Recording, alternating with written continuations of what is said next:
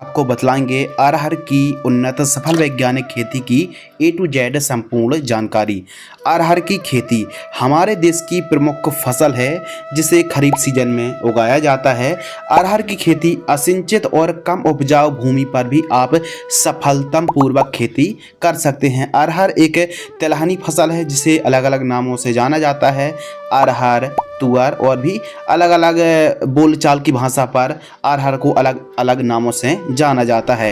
यह कम लागत वाली फसल है और इसमें कम खाद और उर्वरक की आवश्यकता पड़ती है। और दोस्तों, क्या आपको पता है कि अरहर की जड़ों पर राइजोबियम की गांठें बन जाती हैं जो कि नाइट्रोजन की पूर्ति ऑटोमेटिक कर देती हैं, जिससे उर्वरक खाद की कम आवश्यकता पड़ने वाली है। आज की इस वीडियो के माध्यम से आपको बतलाएंगे अरहर की खेती कब और कैसे करना चाहिए, उन्नतशील किस्में, खेत की तैयारी, भूमि, खरपतवार की रोकथाम, लागत, लाभ, मुनाफा, नेट प्रॉफिट के साथ साथ इस फसल पर कौन कौन सी रोग, बीमारी, डिजीज का प्रकोप हो सकता है, क्योंकि फ्रूटिंग स्टेज पर जब क्रॉप होती है तब फली छेदक फ्रूट बोरर की प्रकोप कंट्रोल कैसे आप कर सकते हैं, अटैक होता है तो इस वीडियो के माध्यम से कौन से फंगस आते हैं, उनका उपाय, रोकथाम, इलाज, ज़्यादा पैदावार कैसे निकाल सकते हैं और दाना को वजनदार प्रोटीन कैसे आप बढ़ा सकते हैं और ज़्यादा से ज़्यादा उत्पादन निकालने के लिए, पैदावार निकालने के लिए और पौधे को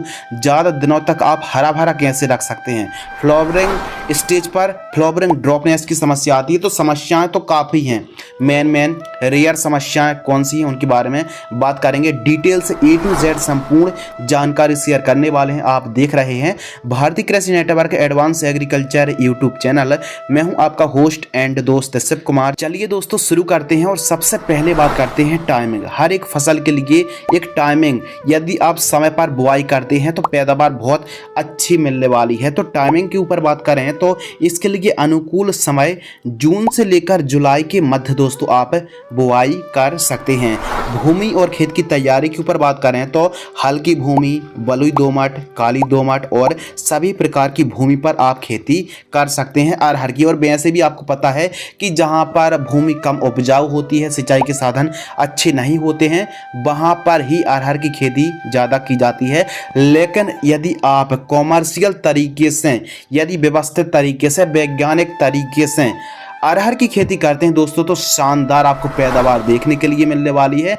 जहां अरहर का लगातार उत्पादन घट रहा है और जो रकबा है, जो लगातार किसान अरहर की खेती करते थे वो कहीं ना कहीं अन्य फसलों पर डाइवर्ट हो रहे हैं। तो कहीं ना कहीं यह जो फसल है इसका उत्पादन घट रहा है। तो कैसे आप पैदावार बढ़ा सकते हैं? बाकी आप सभी प्रकार की भूमि पर खेती कर सकते हैं, सिंचित और असिंचित है। इसके अलावा काली मिट्टी, काली दोमट है तो भी अच्छी पैदावार देखने के लिए मिलने वाली है।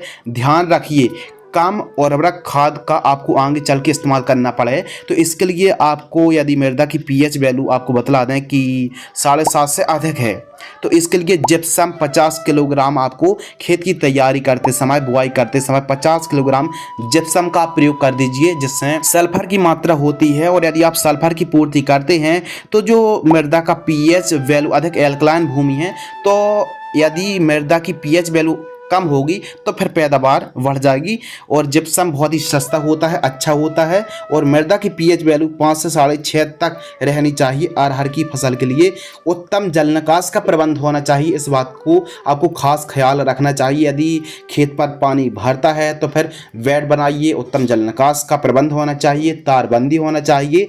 और इसके साथ यदि जंगली जानवर भी परेशान करते हैं तो फिर चारों साइड साफ सफाई और तारबंदी आप दोस्तों जरूर करा लीजिए। इस प्रकार आपको खेत की तैयारी में 1 से 2 बार कल्टीवेटर, दकफेट, तोताहल से पहली और दूसरी प्लोविंग कराना चाहिए।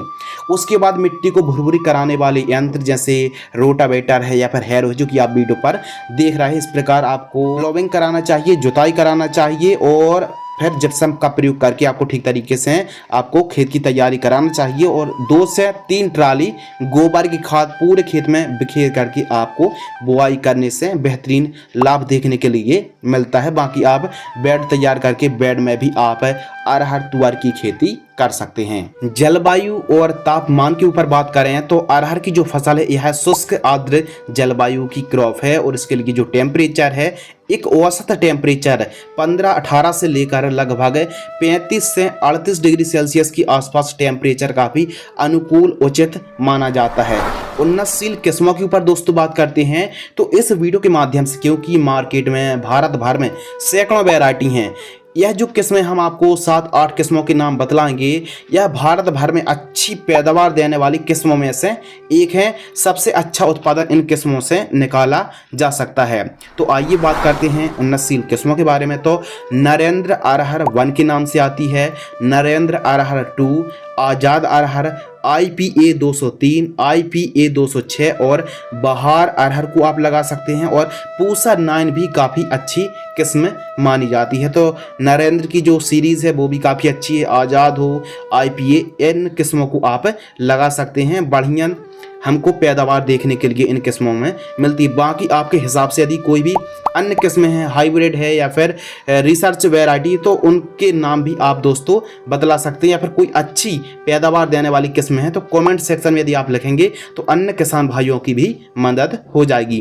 पर एकड़ सीड्स के ऊपर दोस्तों बात करते हैं। 1 एकड़ पर 43,560 स्क्वायर फीट होते हैं तो कितने सीड्स की रिक्वायरमेंट पड़ेगी? जब आप बुआई कर रहे हैं तो 8 किलोग्राम से लेकर 10 किलोग्राम सीड्स की रिक्वायरमेंट पड़ने वाली है अधिकतम। इससे ज़्यादा आपको बुआई नहीं करनी चाहिए और यदि आप बेड विधि से खेती करेंगे तो फिर और भी 5-6 किलोग्राम ही अधिकतम सीड्स लगने वाला है। बीज उपचार करना बहुत ज़्यादा ज़रूरी है। अब बीज उपचार ऐसा नहीं कि आप किसी फंगिसाइड इंसेक्टिसाइड्स करें, एकदम सिस्टमेटिक तरीके से आप खेती करिए और फिर देखिए आपको लाभ भी बहुत अच्छा होगा। तो बीज उपचार करने से जड़ों में काफ़ी अच्छा प्रोटेक्शन देखने के लिए मिलता है। इसके लिए आप FVI पद्धति से करें। F यानी फंगीसाइड, V यानी बैक्टीरियासाइड और I यानी इंसेक्टिसाइड, इन तीनों से बीज उपचार करना चाहिए। किस प्रकार आइए समझते हैं। सबसे पहले दोस्तों आपको फंगीसाइड से बीज उपचार करना, जैसे वाविस्टिन आती है जिसमें कार्बेंडाजिम रहता है, तो क्रिस्टल की वाविस्टिन 2 ग्राम फंगीसाइड 1 किलोग्राम बीजों को आपको बीज उपचार करना चाहिए। उसके बाद बैक्टीरियासाइड्स यानी ट्राइकोडर्मा से आप बीज उपचार कर सकते हैं। 1 किलोग्राम बीजों को 5 ग्राम ट्राइकोडर्मा से बीज उपचार करने के बाद फिर उसके बाद इंसेक्टिसाइड से बीज उपचार करना चाहिए, जैसे थाइमोथोक्सोम SF है 2 ml पर किलोग्राम बीजों को यदि आप उपचार करते हैं, ट्रीट करते हैं तो फिर बहुत अच्छे से इन तीनों मेथड से यानी FVI पद्धति से बीज उपचार करने पर बहुत शानदार तरीके से जड़ों का विकास होता है। जड़ों में फंगस नहीं लगते हैं, राइजोबियम की जो गांठें हैं वो बहुत अच्छे से विकास कर पाती हैं और जो 1 दिन से लेकर 40-45 दिन तक जो जड़ों के पास, रूट्स के पास जो फंगस लगते हैं उनसे काफ़ी अच्छा प्रोटेक्शन देखने के लिए मिलता है। क्योंकि पौधे को जितना ज़्यादा आप यदि प्रिवेंटिव में उपचार करेंगे, प्रॉपर निराई गुड़ाई करेंगे, खरपतवार मुक्त रखेंगे, टॉप ड्रेसिंग करेंगे तो फिर यकीनन आपकी पैदावार बढ़ने वाली। समय समय पर न्यूट्रिएंट की पूर्ति करना चाहिए, समय से उन्नतशील किस्मों का चुनाव सिलेक्शन करना चाहिए, समय से बुआई करनी चाहिए और निश्चित क्वांटिटी पर यदि आप बुआई करेंगे तो जो तुअर है, जो अरहर है, काफ़ी अच्छा प्रॉफिट देने वाली फसलों में से एक जरूर बन सकती है।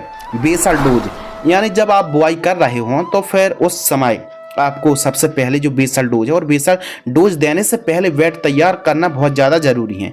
अब ऐसा नहीं कि परंपरागत तरीके से खेत में गए और बीजों की हमने ब्रॉडकास्टिंग कर दी, ऐसा नहीं है। छिटका विधि से आपको बिल्कुल नहीं बुआई करनी है। इसके लिए आपको बेड तैयार करके और बेड मेकर है फिर बेड राइजर से बेड तैयार कराना चाहिए। बेड की चौड़ाई 2.5 फीट, लाइन से लाइन की दूरी यानी बेड से बेड की दूरी 5 से 6 फीट और बेड की ऊंचाई 1 फीट रखनी चाहिए। फिर उसके बाद जब बेड आप तैयार कर रहे हो दोस्तों तो उस समय जो खाद दी जाती है उसे प्राइमरी न्यूट्रिएंट बेसल डोज कहते हैं। और बेसल डोज पर गोबर की खाद 3 ट्राली एकदम पकी हुई होनी चाहिए और SSP सिंगल सुपर फास्फेट और बड़ा खाद। यदि भूमि बहुत ज़्यादा कम उपजाऊ है, हल्की भूमि है तो फिर SSP पाउडर फॉर्म वाली 100 किलोग्राम दानेदार इंसेक्टिसाइड रीजेंट 5 किलोग्राम। क्यों? क्योंकि वाइट ग्राब सफ़ेद लट का प्रकोप देखने के लिए मिलता है दोस्तों और साथ ही दीमक हमारी तुअर की फसल पर काफ़ी ज़्यादा परेशान करती है। तो इन तीनों को बेड के ऊपर देकर 1 एकड़ में फिर आपको बेड तैयार कराने से काफ़ी शानदार तरीके से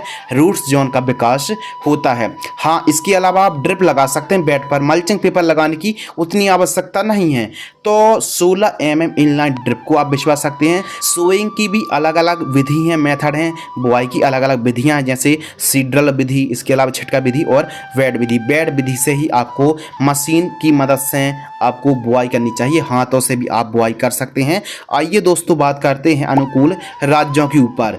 तो अधिक उत्पादक राज्यों की यदि नाम के ऊपर बात करें तो महाराष्ट्र, उत्तर प्रदेश, गुजरात, मध्य प्रदेश, कर्नाटक, आंध्र प्रदेश पर काफ़ी ज़्यादा तुअर की खेती होती। बाकी अन्य स्टेट पर भी आप तुअर अरहर की खेती कर सकते हैं। गहरी भूमि व पर्याप्त वर्षा वाले क्षेत्रों में मध्यम अवधि की और देर से पकने वाली प्रजाति को ही आपको बोनी चाहिए, यानी सोइंग करनी चाहिए। जानकारी के लिए दोस्तों आपको बतला दें कि गहरी जो भूमि होती है या फिर पर्याप्त वर्षा वाले जो क्षेत्र होते हैं वहां पर मध्यम अवधि या फिर थोड़ा देर से पकने वाली प्रजाति वैरायटी की ही आपको सोइंग करनी चाहिए। जल्दी तैयार होने वाली किस्मों को नहीं लगाना चाहिए, खासकर भारी भूमि पर। इन बातों को आपको ख्याल रखना चाहिए। इसके अलावा हल्की, रेतीली, कम गहरी या फिर ढलान वाली भूमि में या फिर कम वर्षा वाले क्षेत्रों पर जल्दी पकने वाली किस्मों की ही आपको सोइंग करनी चाहिए और मौसम आते ही आपको बुआई कर देनी चाहिए। इन बातों को ध्यान रखना चाहिए। यानी